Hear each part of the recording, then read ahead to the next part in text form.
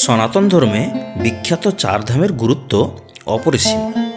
দেশের অন্যতম পবিত্র স্থান বলে বিবেচিত চারধাম।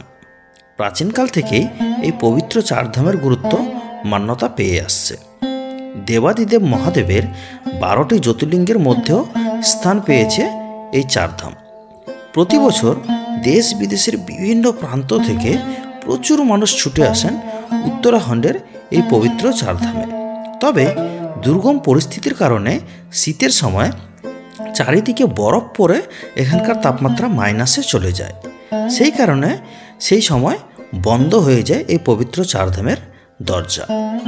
তবে বন্ধুরা, এই বছর 2025 সালে কবে খুলবে চারধামের মধ্যে অন্যতম বদ্রীনাথ ধামের দরজা? বসন্ত পঞ্চমীতে তেহরি রাজদরবার নরেন্দ্রনগরে শ্রী গণেশের পুজো দিয়ে বিশ্ববিখ্যাত ভগবান শ্রী বদ্রীনাথ ধামের দরজা খোলার তারিখ ঘোষণা করা হলো।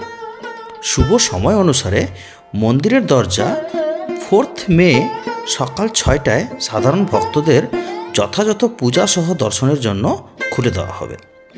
22 এপ্রিল ভগবান বদ্রী বিশালের মহাভিষেকের জন্য তিলের তেল ব্যবহার করা হবে।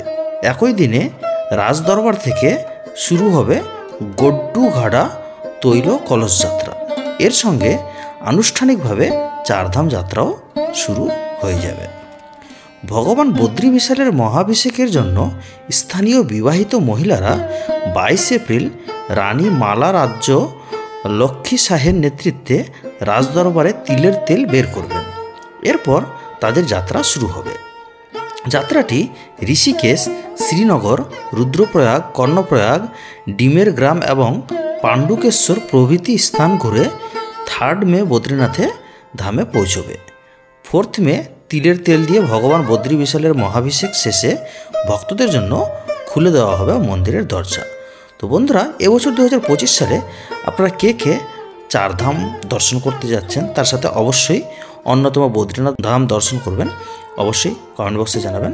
এবং ইনফরমেশনটি ভালো লেগে থাকলে অবশ্যই সকল বন্ধুদের সাথে ভিডিওটিকে শেয়ার করে দেবেন। হর হর মহাদেব, জয় বদ্রী বিশাল।